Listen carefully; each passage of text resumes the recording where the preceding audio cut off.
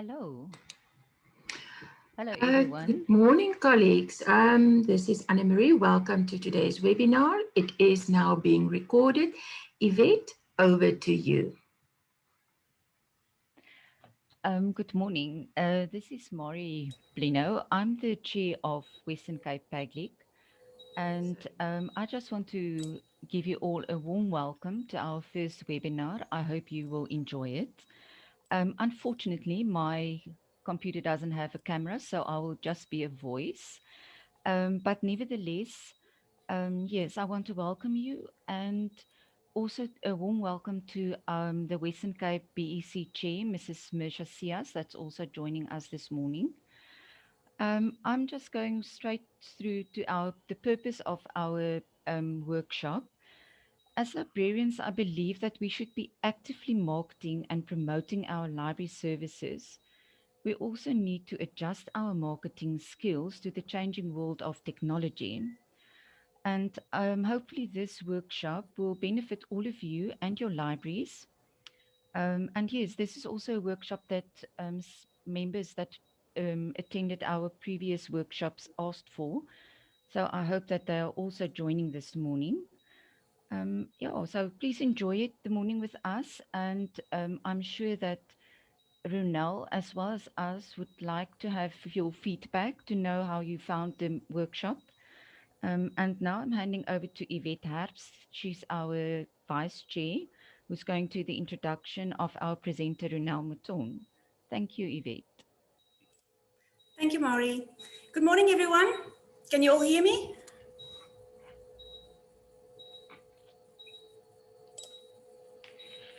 Is my sound fine? Yes, we I can hear think you. it's... Okay. Morning, everyone, again. Thank you for joining us for today's webinar. My name is Yvette Herbst, like Maury said, and I'm a committee member of PACLIG. PACLIG stands for the Public and Community Libraries Interest Group and is also part of LIASA. Today, we are presenting library marketing, and we're presented by Ms. Ronel Mouton.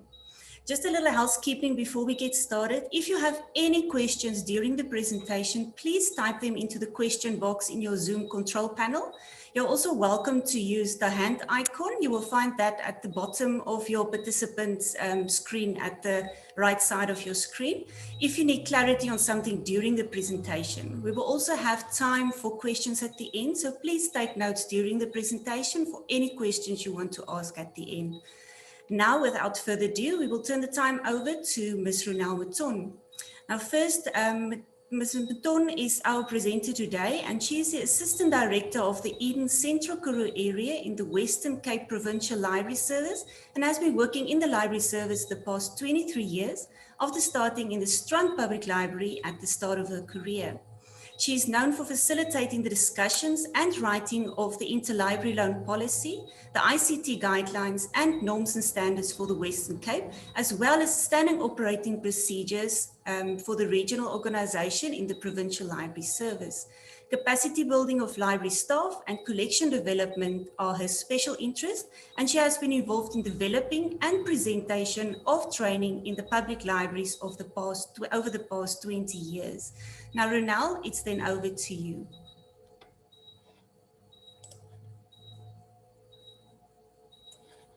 Good morning, everyone. Really a privilege. Thank you. Libraries is my passion. So yeah, thank you for making yourselves available to listen.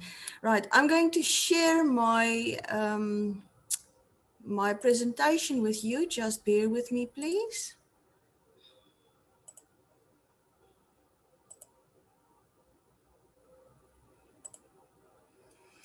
All right, you should see my screen here.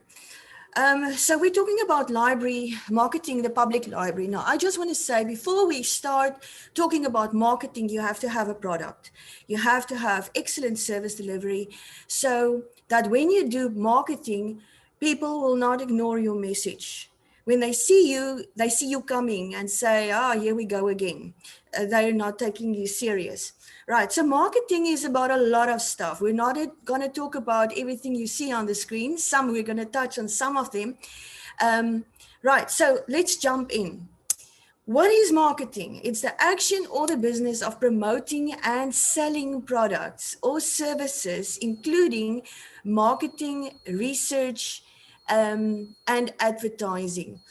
So it's important for us to know what are we doing and what are we meaning with the term marketing. And we have a product that we want to market. So what is our product? Broadly, normally, a product is anything that can be offered to a market to satisfy a want, a need, including physical goods, in our case it's books, services, even experiences, events, even persons that come as speakers, we're marketing that, our places, our spaces that we use and what's used for is what we market. Okay, we're not in the market for properties or organizations, but definitely in the market for information and ideas. Right, so you will see there the picture of the book vans. It was part of the design when we built our new book vans, and we had to come up with an idea of, we cannot just have a white truck driving around. We want people to know who we are, because that's part of marketing. We want people to know who we are, what is our business, what are we about, so that when we go somewhere, and some municipalities have asked us, or libraries, when they have events, please just come and park your truck there.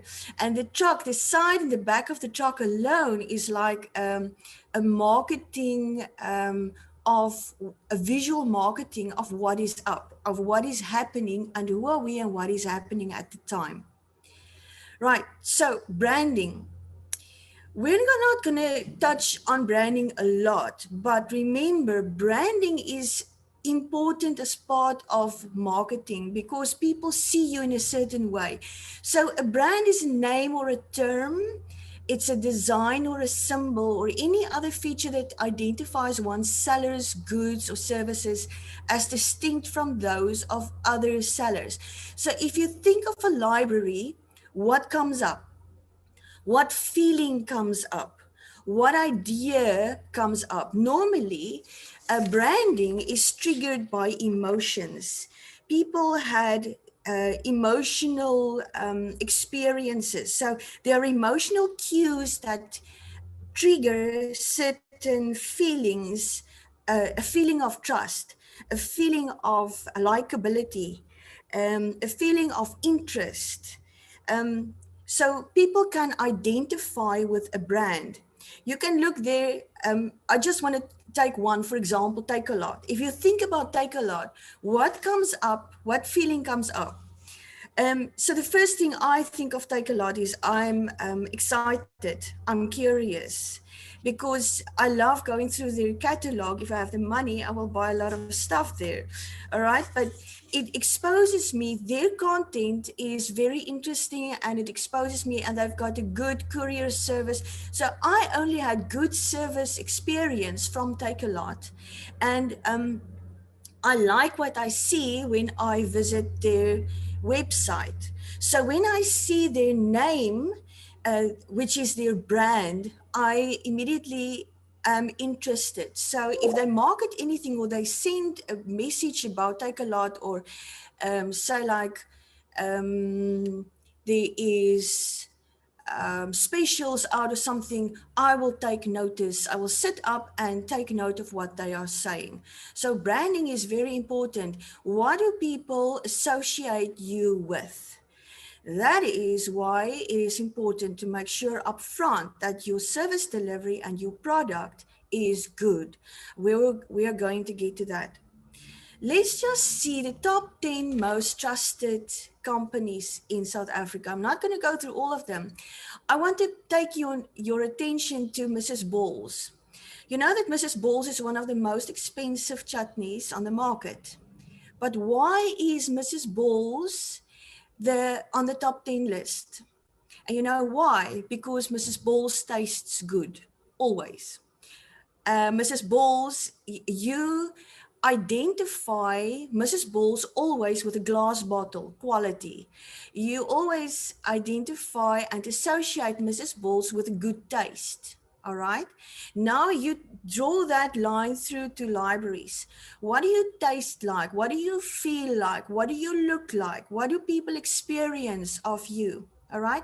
If I think of fatties and monies, nee? Okay, we talked about take a lot. Why is fatties and monies on the top 10 list?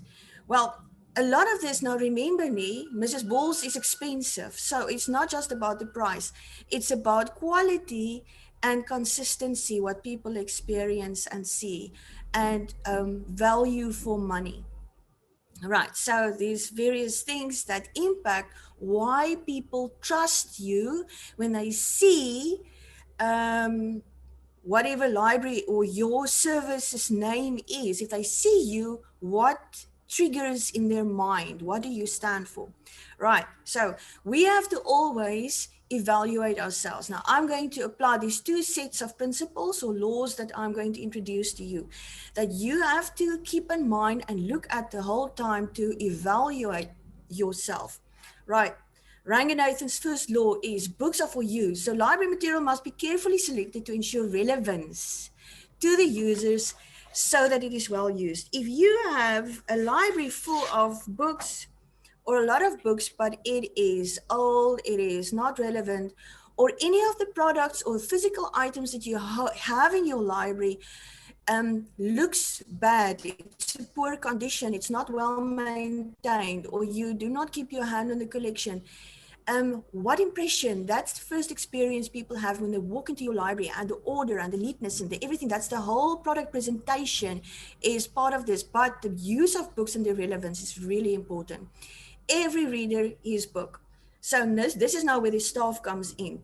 The duty of library staff to ensure that patrons find information they are looking for, the books they are looking for. Right. So this is part of the service delivery package. Now, and these yeah, it's the principle of managing a good library, good service delivery, making sure that your readers find what they're looking for quickly. The name of the game is time and convenience. So if we are not readers, we cannot give reader guidance. So if your library staff are not competent, they are not readers, they're not able to give they're not information literate enough to assist the public. What impression does the public have? So how many of the public out there really respect library staff for their knowledge and their competence, that they will come and ask us? Because if we market ourselves and tell people about ourselves, we have to make sure that we deliver on the promise. Because remember, if you market something, we create an expectation. So you put an expectation out there and people want to see a delivery on that. Now, if you're consistently not doing that, people will ignore your message. You can market until you're blue in your face, but nothing will happen. Right. Every book its reader. So this refers to the easy access to library material, creating an awareness of its availability, training to the public of how to access it, good signage, that whole package of presenting your material, displays to make sure that people get to it, that pick up and read me thing that the bookshops do. Where displays shows the front page of a book, makes it easier for pick me up, read me, making sure that the people can make an easier choice. That's why people make use of the trolleys, books on trolleys, easier choices. Right, save the time of the reader, convenience. We did talk about this, saving the time of the users, make it easy for them. So many, I think, of the public today is so busy because of everything is online. You're always accessible. People are expected to do more with the time they do have. So it takes time out of their day to come and visit a library. So what we do must save them time. So we must endeavor to ensure effective service delivery. Right. Then the library is a growing organism, and libraries, so the resources we have must keep in step with technology and the development of trends. So we can just look at ourselves and remember, this is all got to do with library staff. How mindful are we of new trends and our adaptability to technology? If you look at your staff, how digital literate is staff? Can they help themselves better then the public can help themselves? Are we able to assist the public with digital assistance or information, searches online, better than the public can do themselves? Yeah, so that's something to look at.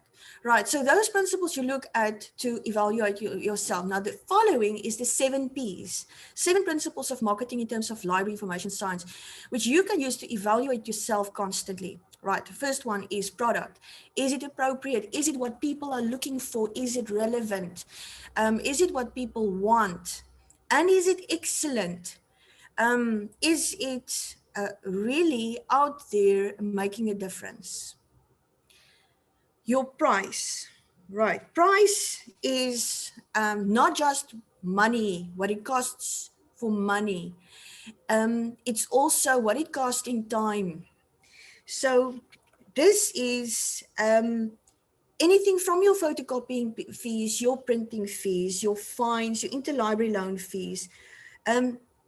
Even, and we had discussions about this, the applying of the lost and damage and people having to pay, and how many of our users we lose, or how many users do not become members of your library because they have to pay for lost items. Now, I know that we have a certain accountability we have to build in, but that whole discussion around ethics of what do we apply and what do we do, because a price, what it costs people to use our service in any way or any of our products, will also keep people away from the library. So your printing services, your photocopy fees, in some cases, in some municipalities, the fees for printing or photocopying is so high that people want to take our resources out of the library to a printing shop or whatever, where it is a fraction of the cost to do the same photocopying. So that is something we need to keep in mind. And then administration. What does it cost people in time to make use of us? How many rules do you have? Your red tape. Does it cost the people a lot of effort to make use of your library? How many hurdles do they have to get over to make use of your services before they can become a member of the library? There was a complaint, and that's when we divided the membership, the types of membership. It's a normal membership where you have to prove your address, you have to prove or give references. And then the other membership that is only for computer users, where they do not have to do that, because these people only want to come in, make use of the computer, don't make it difficult for them. It shouldn't cost them a lot of time just to be able to go sit down and make use of the computer. So that is something to keep in mind. Your place. So where are you represented? So how do you extend your services? Do you cover places, more places in the community, satellite services? Do you do social media? What is the presence that you have online and physically in your town, in your community? You have to be on the horizon, in the awareness of society, of community, of people. That's the place you take in people's awareness. Promotion. So how do you tell people about your services and who you are? And what do you tell them? So the way in which you tell it, well, someone said the best promotion is word of mouth. We're going to get to the marketing strategies, but the ways in which you tell, the quality of your notices, and the way the language you use, the way you represent yourself, have a look at that. And sometimes it's good to get, we don't know everything, we're not marketing specialists, but to get someone to give an opinion, to crit us, to evaluate that, and maybe to give recommendations on how to do things differently. It's sometimes good to take these principles and have a debriefing. Sit with specialists. It doesn't necessarily need to cost you something, because everyone believes in libraries and what we stand for, and ask their advice and what we would do differently. Participants. Now, this is users out there, the people to whom we market, but also staff. So we have to look at our staff competence, because these are the people who put on the product on the ground, or our users out there, what is their experience? So we need to do surveys with them. Or one good thing to do is to have uh, like focus groups where you have discussions. So you sit down with teenagers and you ask them, what is your experience of the library? What do you expect of the library? What did you think of the book club? What did you think of the last activity we did for the teenagers? What do you think of the books we have for you, and what is your recommendations? So you have to interact with your public and even your staff after a survey or your evaluation, as part of your evaluation, to see what am I doing now? What am I doing right? What am I doing wrong? And how am I going to move forward? Right. Physical evidence. This is your environment. This is where you are. This is your look and feel. So this is what people experience of you. This is your notices, what it looks like. Your displays, what it looks like. It makes a huge impact on the evaluation of the experience and the success of your marketing, what people experience of you. What's the atmosphere of your library? That look and feel experience that people get. Because remember, we said about a brand, we're building a perception about ourselves. That is what marketing does. We create an awareness and a perception of who we are, not through just what we communicate, but what we do and what we put down on the ground. So what you physically implement, what your library looks like, the notices, or how scrambled your library looks like, because some people can have notices up, but it is so democrat, there are so many little papers. So there's different ways, better and worse ways of doing something that will support the look and feel, a good look and feel, or a worse or bad look and feel. Right. And the last one is process. This is all your mechanisms, your rules, your activity flow, your procedures, your red tape. So all your rules, you can get into a library and there are so many rules. It's you don't eat, you don't smoke, you don't telephone, you don't do this, you don't do that. Now, you have to have the rules, but the way you present it, the way you communicate that to a community can make them feel, listen, I don't think I should be here. They do not feel welcome. What you want to do is to make people really feel welcome. And even your mechanisms, if you make it difficult for the public to experience certain services, there are so many requisites or rules that it is difficult to get anything done, or a good service from you. That will be a negative testimony against your marketing. And that's not what you want to do. Right, so let's go to marketing strategies. Now, the marketing strategies is exactly what it is. I'm not going to tell you exactly. You have to go how to speak with people or exactly the practical outputs, but I'm going to give you strategies of what you can do. So then what you do is you take what you have and you apply it to the strategy. You can sit with your staff or volunteers or someone in the community that you can liaise with that can assist you with this. Because remember, some libraries are very small. Your capacity is limited. And you can think, but I'm not artistic. I'm not good at this. I'm not a good planner. But make use of the people that is out there that can assist you with this. Okay, so content marketing. What is this? So what you are actually doing with content marketing is to get people to know about what you are doing. So you start blogging about the importance of choosing correct tires and its safety and how frequently you have to do this. So you tell people about how to do things, information of how to use and what to do. So your audience will start trusting you and making making use of you because you assist them of how to get to information. You can assist them with literacy, facilitate.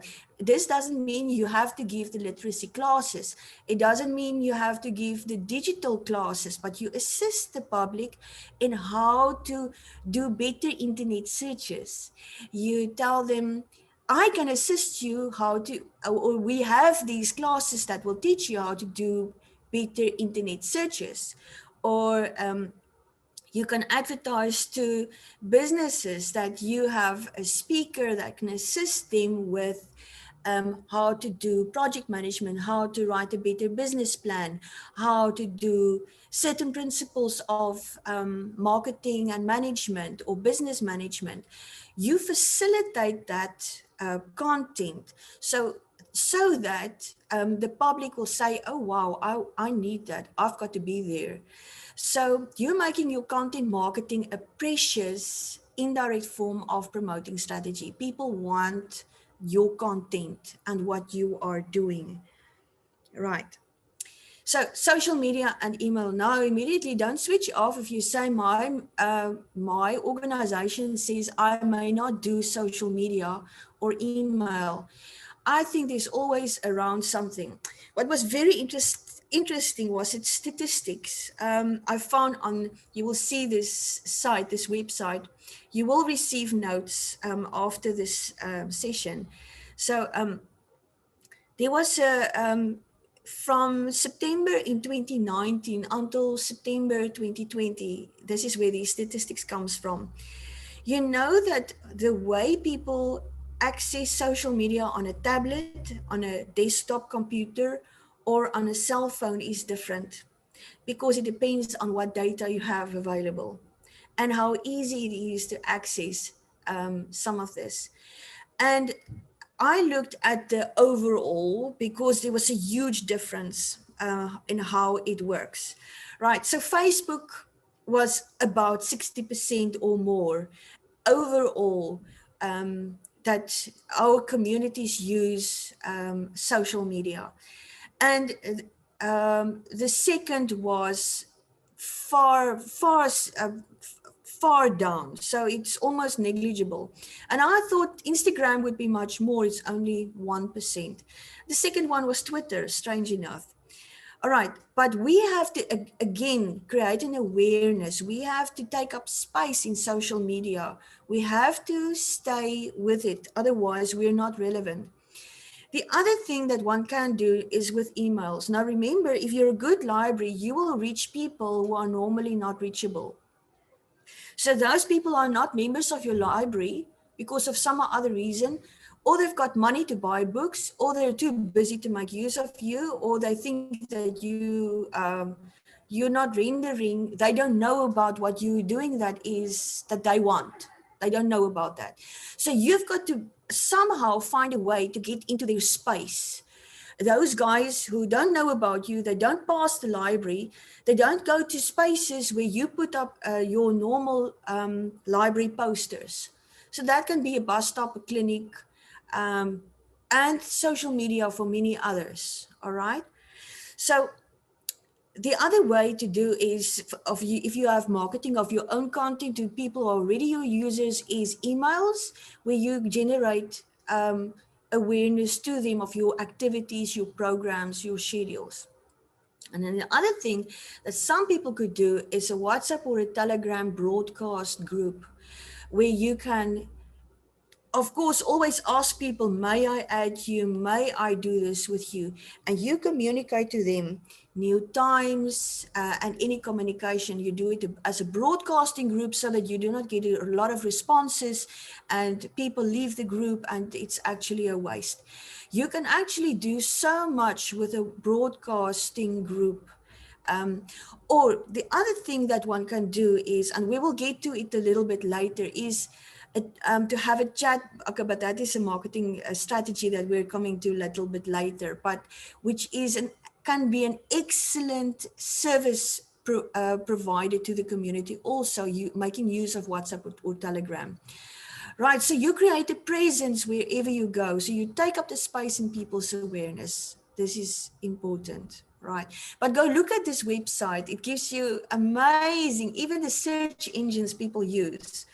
And by far the most used is Google Chrome, right? So another strategy is to partner with someone. Why do you think we ask the mayor to come and open an event? Why do you think we invite the minister? So we make use of or we invite well-known personalities or characters, even businesses where you can share the fame of their name, of that person or entity. So you can say, we have Dion Meyer is visiting the library, and it is immediately the media sits up, you get free marketing from the media because Dion Meyer is in town and he is presenting his new book, or he has a book talk or something, or anything else where you have a famous sports person who regularly, they believe in the library and they want to promote the library, or a business person or leader in the community who regularly says, listen, you can use my name when you advertise this because I will be there.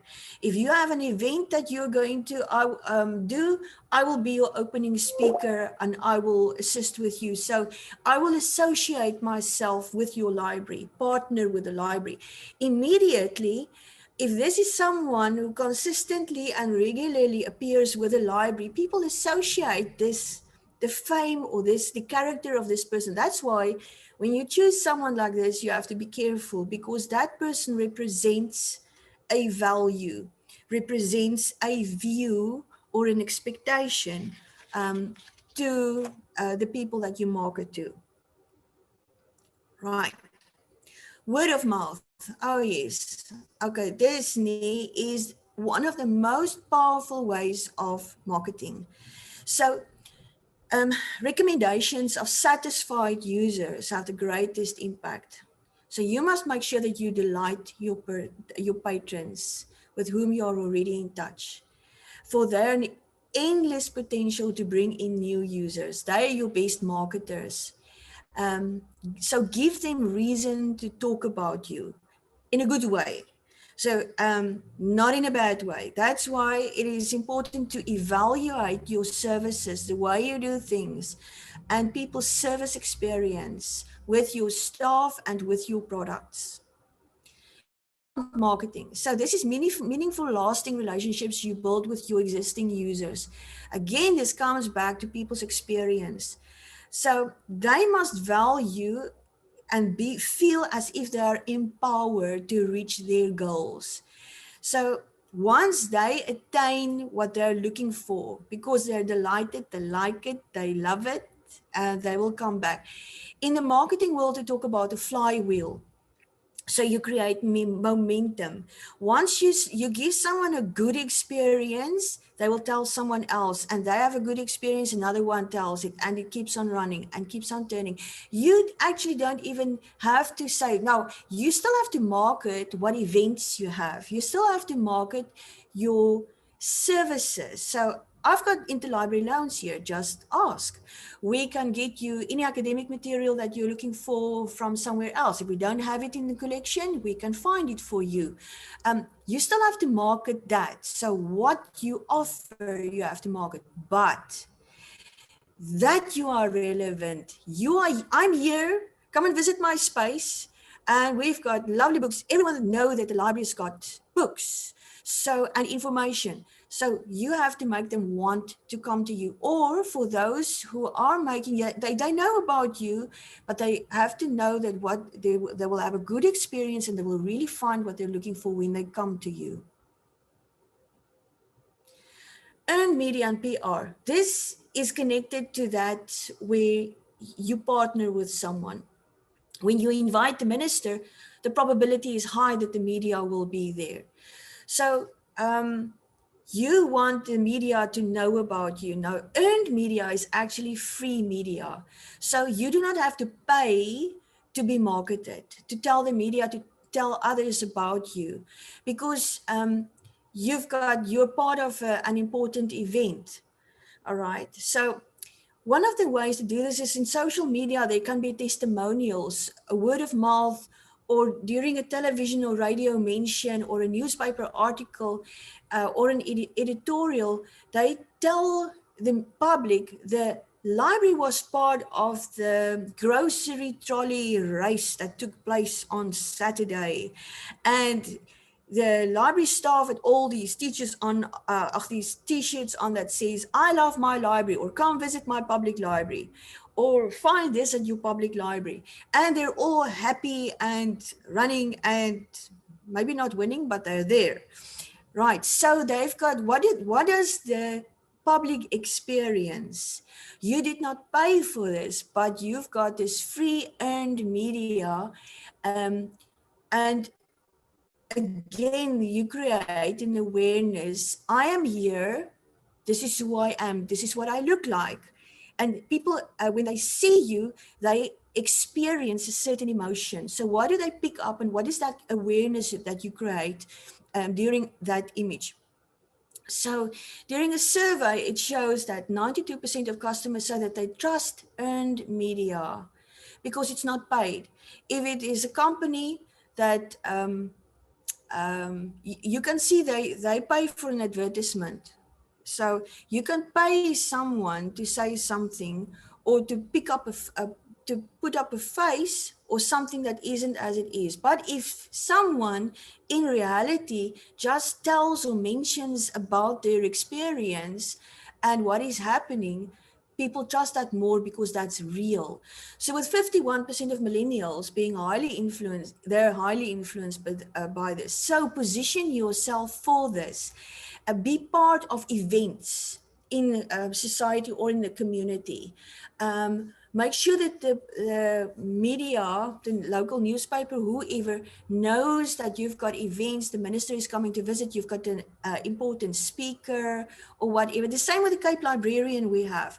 Make sure that your news articles are placed in news or news publishing outlets or magazines that you know of. Send your information to newsletters. Make sure that people know about you. Send them this information. They can place it or not, but newsworthy articles just create awareness. Referral programs. Now, this is where you incentivize people to tell others about your products or your services. One of the ways to do this is if you have friends of the library and you tell them, listen, okay, if you bring me 5 new members, you can get certain privileges, extra privileges in the library. Or you have volunteers who does this. Or teachers, you can tell a teacher, listen, I will do this service for you if you bring your class and they become members of the library. And so so you connect that with some privileges. It's like incentivizing people to come and use, to tell others or bring others to make use of your services. Right, industry events. Now you will say, but I'm not marketing myself there. But this is also a way for you to learn about trends of the industry, new tools to use, fresh ideas, what is happening out there, LIASA, IFLA. Go visit the bookshops if they have these book events or festivals. Go check out what are they doing, what is the type of marketing they're using, the type of talk they use, what's the wording they use, what does their posters look like, and learn from that. Conversational marketing is real-time chats on Facebook, WhatsApp, Telegram, and the counter between the shelves, which is personalized customer experience and normally much preferred by customers. Yesterday, I used a chatbot to connect with Vodacom. Now, my previous experience with Vodacom was not so nice because the people I talked with over the telephone did not say what they were going to do. So I thought, someone told me, contact the chatbot that's on the website, right? And you can, in real time, type a question or get it answers and whatever. And I promise you, while I was sitting there, I saw the emails coming through of how they did it. And they sent me invoices and they did exactly what I requested them to do. And I could see it happening. And it was such a satisfying experience that I promise you, I will be doing that again. Now, the same thing you can do if you have a WhatsApp number, a dedicated WhatsApp or Telegram number for the library. You can advertise that as a information uh, provision, or ask any question to the library, or ask for assistance from your local library or something like that. And then that that number or that telephone, what's nice about Telegram is you can have different devices but using the same Telegram number. WhatsApp doesn't do that. So you in WhatsApp, you will unfortunately have to have a dedicated device for that WhatsApp number. But you can do it in relay if you've got a large enough staff that they man that. So for these 2 hours, I have to look after this number. And the moment something comes in and they say, when was the year 0? Or who started the Gregorian calendar? Maybe they just want to do something. Now, listen, normally people will do this through Google, but some people would need some more information, maybe community related information, whatever. And whoever mans that cell phone or that number will probably not know it. But what they do is they field that question, and then they will go find out from someone else who does know, or they get the information. So what you're actually doing is you enlarge your information field or your service delivery platform. And as soon as the community becomes aware, but I can get some information from my library, which I won't necessarily find on Google, and it's more personalized. People like that. So it won't make them use Google less. It's just a different form, a more personalized information. Now, this will have to be well managed, because some people will start conversations, and staff must be well trained in how to deal with this. It must be monitored and managed. Staff must be debriefed and well trained in what you expect on this service delivery. But conversational marketing is a good experience platform for the public. Point of transaction. So this is on the counter. You know, in shops, many times I decide I'm going to buy only one item. Then I get there and I come back with 1 or 2 bags of stuff. All right. Because I go do unintentional buying. And this is where it's important for us to do displays, our notices of our activities, on counter notices. What does it look like? Create awareness at the counter. Why do you think are these shelves of goodies, sweets, and all kinds of stuff at the counters in shops when you go buying groceries? Because they know you're gonna take a chocolate or a pencil or a pen or a lock or something that they are putting out there. They are sort of rooting for that you will take something that you were not planning to buy. Now, that is what you also need to do on your counter at your point of transaction. So, yeah. Right, co-branding, affinity, or cause marketing is the same with as the partnering. It's just a little bit different. So this is where you work together with a different company like Nali Bali, or like Red Bull and GoPro works together. If you think of Red Bull, you think of extreme sports or adventurous sports, and GoPro is the same. That's where you see all these video clips of the guys coming down the mountain with their skis and whatever.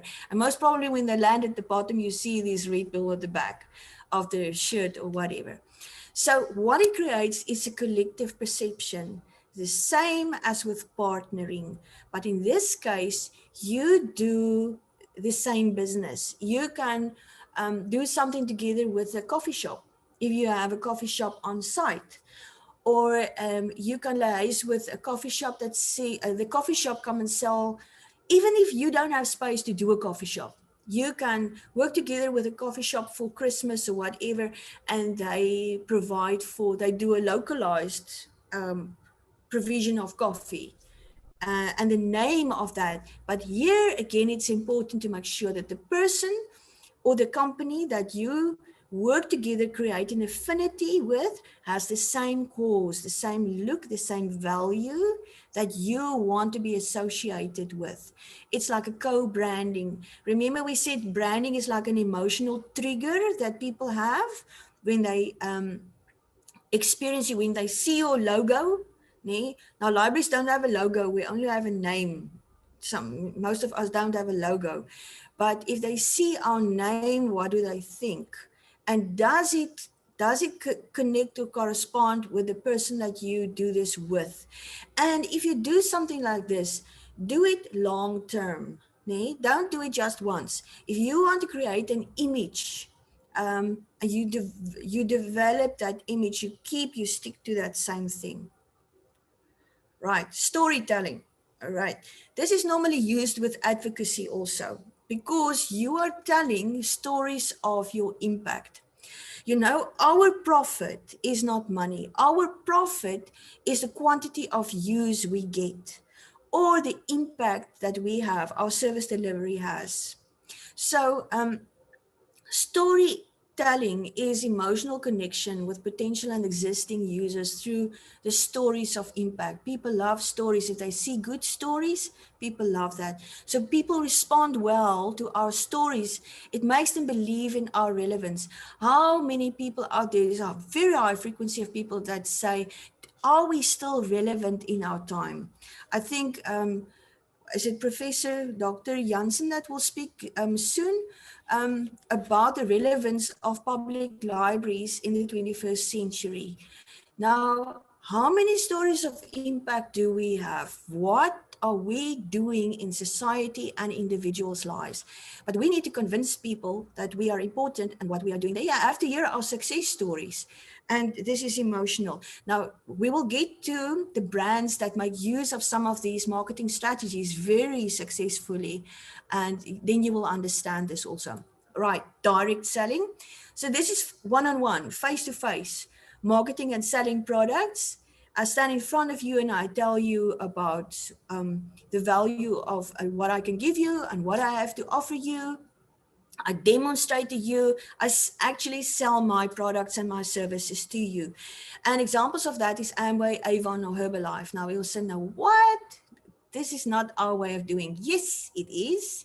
You go to a school, you have to sell yourself to a school principal or to his staff, to the teachers, or to some businessmen, or to some of these clubs or interest groups that's out there. And you have to tell them, listen, we've got a very nice collection for the children. If you do this, we can assist you with books. They can get can exchange the books. So we can assist you with story hours. We visit you with story hours, tell them stories or read them stories, or we can obtain material for you from somewhere. So even clubs. So if you visit, say, like the local embroidery club, you get embroidery books from everywhere. You go visit them and tell them, listen, you can show them photographs. If they've got a WhatsApp group, post photos, front pages of that, and you tell them, listen, come and visit us. It's like this one library had a beautiful book on antique tractors. And I asked them, so have you ever taken a color photograph of the front page of that book and put it up in the local agri that is across at the notice on the notice board and tell them, come visit us and we will find you books about tractors, old tractors. The thing is, there is a tractor club and an antique old tractor club. Now, how many of those Umis do you think are members of the library? Not many. So what you're doing actually is you are selling to people who are not there. Right. So this is not like personalized. You go demonstrate. So you go to the school principal or whoever, you tell them, you convince them to make use of your service. Right. Just some successful companies in South Africa. You can look at the brands. What do you feel about these brands? What come up in your mind, in your heart? We're not going to discuss this. We don't have time, but there's a feeling or an awareness that comes up if you see a brand or a logo. All right. So yeah, keep that in mind when you create your awareness. Right. I'm going to run through this. Audi just uses luxurious images of interesting lighting in the photos of their vehicles. Yeah, they've got a certain logo that they use, whatever. But this is mainly their strategy of marketing. Coca-Cola, brand consistency. You can be in the Sahara, you can be in deep in the Amazon jungle, and then you see this hangout board and you're hot and you're thirsty, and you see this, can't even see, you just see red, the hangout board, and you know it's Coca-Cola, there's a cafe, I will get a cool drink, and you almost hear that can opening. And you're almost becoming thirsty and you're ready to buy a can of Coca-Cola, which you normally never drink. Because you associate refreshing, I'm going to be refreshed. And my thirst is going to be refreshed. So, yeah, anyway, so Coca-Cola is and they've been doing that for more than 130 years, the same way, just consistency. Apple succeeded at creating their image with their products that are visionary, life-changing, innovative, and they created a cult following. They're one of the most expensive brands out there, but people are willing to pay for it because they've got what? Good client experience, good product experience, good value. You pay for the value, but you get good value. So again, that's product. Colgate creates trust by choosing to educate consumers. They will tell people about cavities. If you don't brush your teeth, you will get cavities. If you brush your teeth with this, it will become white. If you do this, you have to brush your tooth twice in a day. If you do this, it will look that. They create images, sometimes without the words. They instruct people on how to use the product. Now that creates trust. That is content marketing that we talked about. Starbucks, we don't know, but Starbucks is just starting in South Africa. So they have been one of the perfect examples, apparently, that uses social media very well. So they create, I just want to look here. Starbucks, I see, it's a clever use of videos, GIFs, and images. You know, GIFs are these it's like just like a few seconds, in their advertisements or in their messages. So very clever use of videos, GIFs, and images. Images and videos are very powerful in creating a visual awareness of values and of what you want to do. Custom images. So the way a picture looks, so the photographs you take, whatever visual representation you have of your service and who you are, what you represent, stand for, is important. They respond to their followers. So if people message them, they respond, whether it be on Facebook, blogs, Twitter, wherever it is. So they respond. They're up to date with current events. So if it's Christmas, they had 1 year a red cup mug or a red mug project, where for that Christmas was red mugs. And it was such a huge thing that people were not normally Starbucks users, went to Starbucks just to get a red cup or a set of red cups. So they had to go a few times to go get, just to make use of the business. They went to Starbucks for the red cups. So that is one thing to do. Then, and they created very unique hashtags. A hashtag is like a slogan. So at the library, you would say learning, continuous learning, studying, discover the world, knowledge, be informed, trained, upskill, all kinds of stuff, meet, all kinds of stuff. You can use your own things. Sit together, do a brainstorm, and dream out your library. Nike offers a story, not just the product specifications. They listen to people. So in different countries, the different Nike tackies looks different. So that makes them a successful global brand because they listen to what the people want and then they do that, they design that. And the other thing is they do that partnering with famous tennis players or soccer players, soccer teams sometimes, or famous sportsmen and women. So your experience when you go buy a tacky, a Nike tacky, is not just this is a good tacky. When you put on the Nike tacky, you feel like you can run a marathon even though you're not fit. All right. So it's like this emotional expectation Nike creates with their look and feel. It's just awareness. It's like any other tacky, but yeah, they have this expectation of Nike stories. Um, Red Bull hosts extreme sports that's synonymous with endurance.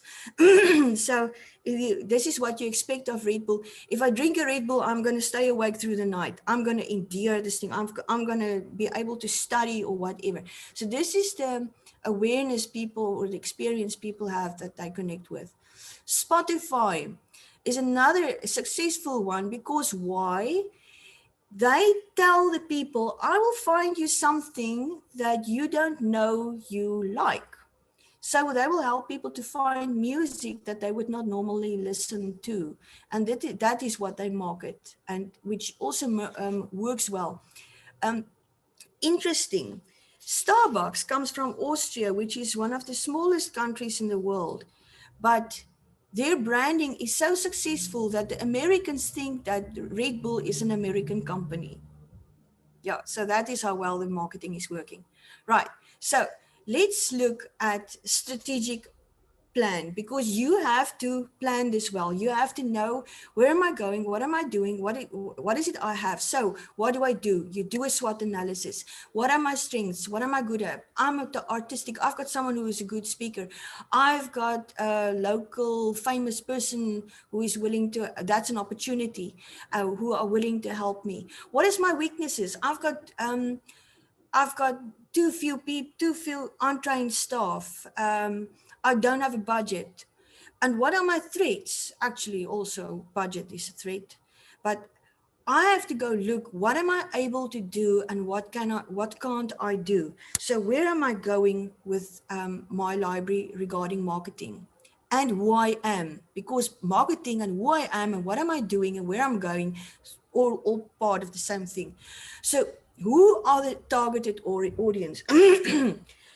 Remember, you're not there's different things you want to market to different people and to target certain people at the same time. If you know you have problem with too few teenagers or the youth disappears after a certain time, you've got a lot of toddlers and young people, so they're not the issue. Yeah, you're going to tell them about your story hour coming and this puppet show and whatever, but you want to create an awareness and make effort with teenagers.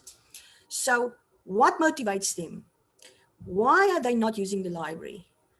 How can you change that view that they have of the library? So how do you do that? You go talk with them. You have, you could do a survey, but do you think teenagers will complete a little form with tick boxes? The probability is not high. Or you can do a survey monkey, but how are you going to reach them online? So one of the ways to do that is to create focus groups. Suddenly a group of them, you get together, 5 minutes, and you ask them set questions. Say like, why don't you visit your library? And don't do it in the library. Go out to the school. So you can ask the school principal and say, listen, can I maybe have 5 minutes with your class or with a class, and just talk with them and throw it around ideas, get comments, 5 minutes, 10 minutes, get their input. Why they're not using the library, what will change their mind, and go from there. Use with what they tell you. Then, what or who is the competition and how do we create a greater value? So maybe next door you've got a bookshop. And people rather go sit at the bookshop reading and maybe not buying, but you know how people browse through bookshops. They rather use the space. Why? Because maybe there is atmosphere. So who is the competition and what do I need to create a greater value? Now remember, it does not mean you have to do the same thing that they do better. It may mean that you do something different in your space. You create a certain um, uh, experience in your library. So that is what you have to work on. You create your own value that's different. Marketing mix, you go look at the 7 principles, the 7 P's that we talked about. The product, your price, your place, your promotion, your participation, your physical evidence, and your process. So that whole thing of who am I? Now remember, this is a document. This strategic marketing plan is something that you do in writing. As you do this, you structure actually, who am I? What do I have to work with? Who am I targeting? Where am I going? And how do I do everything like this? And what are my problems? And what do I need to work on? So what is my available budget for marketing? And how will it be applied to the plan strategies? Now remember, the budget is not just your funding. It's everything that you have to work with that you can use to develop your service. So so you have to see, how many staff do I have to do something? And do I have staff who is good at certain things? What do I have to work with to make this work? Then implementation and control plan. So step by step, all the steps of the rollout. Who's going to do it? What are they going to do it by? When are they going to do it? The responsibilities and everything. So what you do actually is you order your thoughts about everything.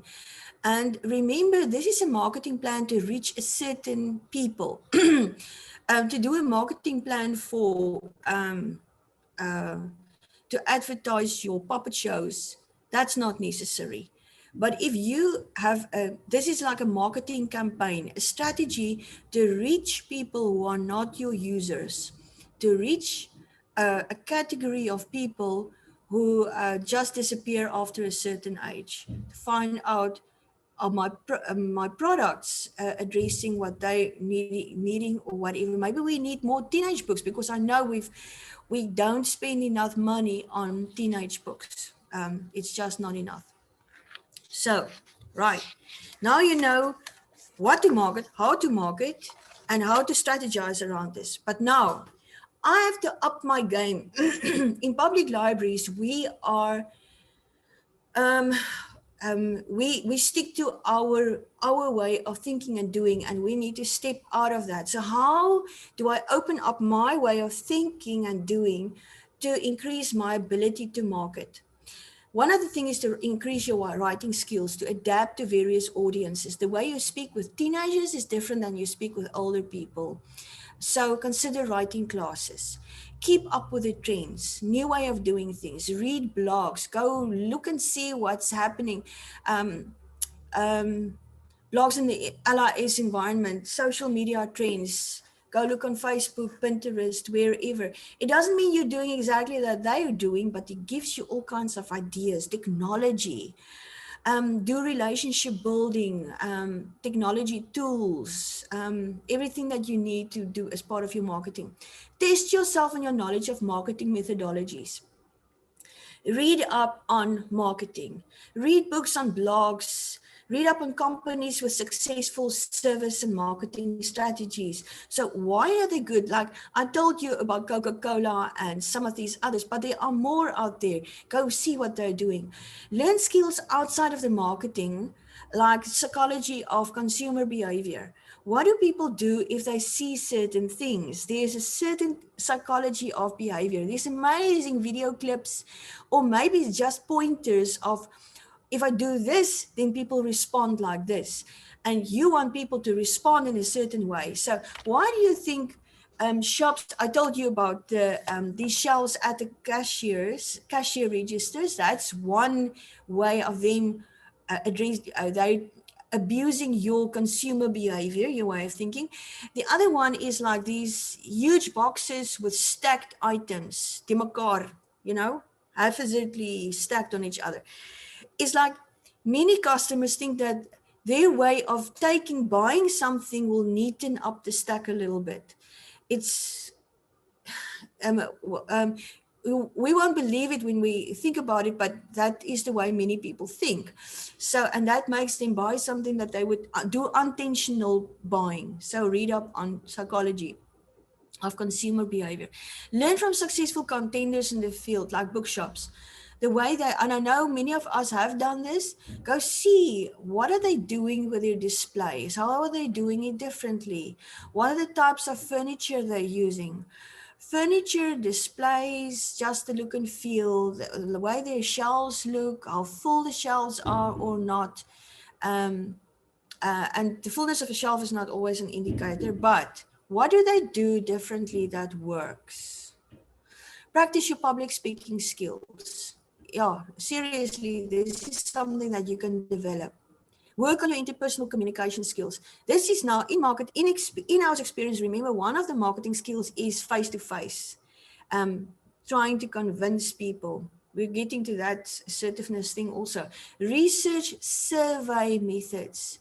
Listen, to do a whole A4 page with questions to survey people, it's not the most effective way of getting information from the public. So go look at survey methods and what is the best way you can obtain more information to get an opinion about your service experience out there and your marketing experience.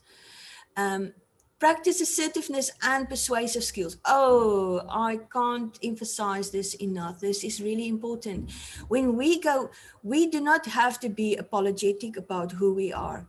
When we go to school principals or whoever, we have to believe in who we are. What we're doing is important, it's making a difference, it's adding value, and we have to sell that and convince people with our passion. And part of it is to believe in ourselves, is to be passionate about what we do, but also informed and be able to convey that to whoever we want to persuade.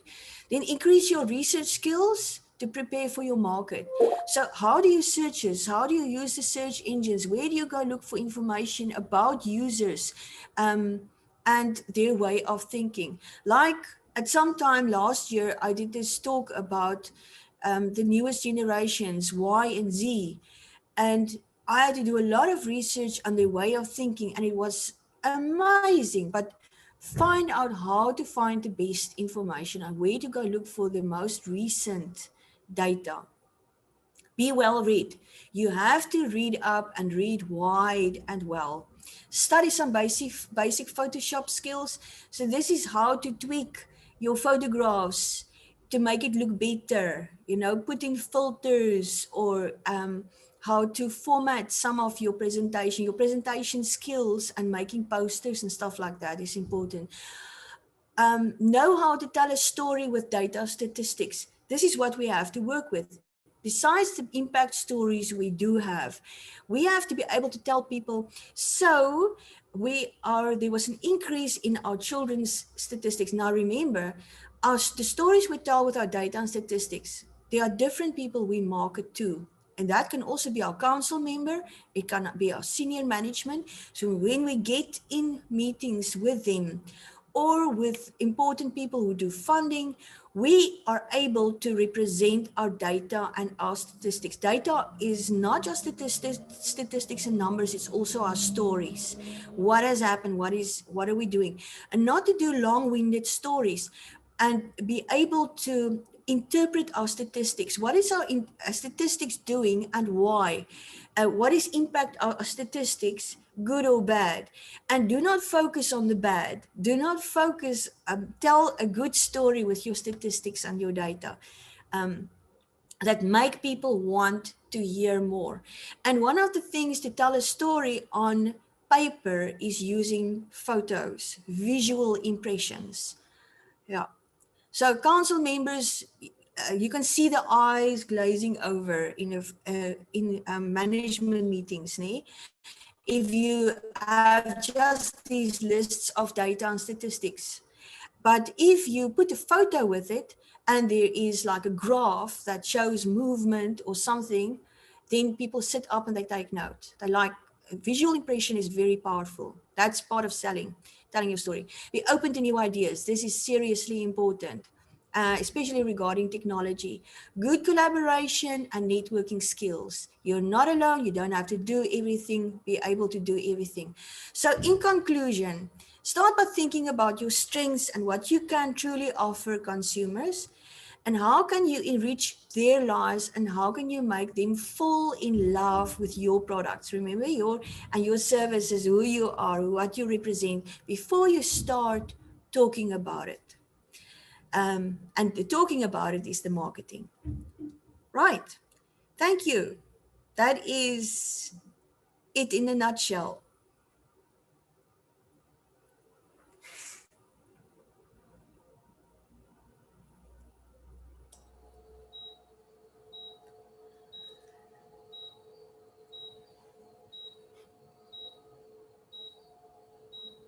Thank you, Ronel. I think if there's anybody that's got questions for Ronel.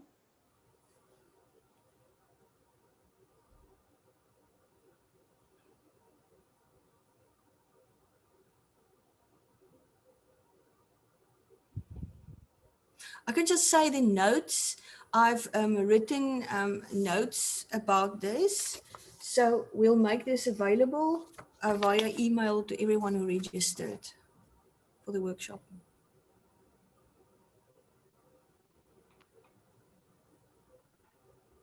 Okay, thank you, Ronel. I'm not sure if there is any questions or people.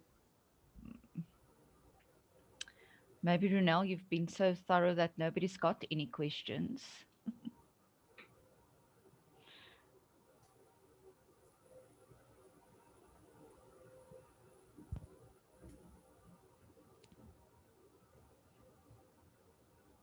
Okay, if there are no questions, then we can just, Yvette, if you can do the thank yous, then I think we're finished. Yeah, and then I'm sure, Ronel, do you have your email will also be um, attached to the notes now, so that if Yes. anybody has a specific question, they can send it or email it to you directly. Yes. Okay.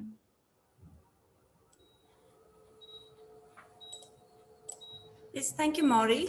Thank you, Ronel. It's now my privilege to have been asked to propose a vote of thanks on this occasion. On behalf of LIASA PACLIG, I would like to extend a very, very hearty vote of thanks to Ronel Mouton for a wonderful, lively presentation that was insightful and full of practical examples. And I'm sure that everybody will agree that it is something that we can implement and use in our organizations. I would also like to extend my deepest thanks to Annemarie Goosen from LIASA for organizing the Zoom virtual workshop for PACLIG. We have also been fortunate enough to be backed by a team of very motivated and dedicated PACLIG committee members who know their job and are result orientated. And finally, to you, my colleagues, who have turned up in such great numbers, not only from our own department, but also from other departments. It's audiences like you that make presentations awesome. Thank you very much for your unwavering attention throughout this presentation. And thank you again for joining us today, and we will see you next time.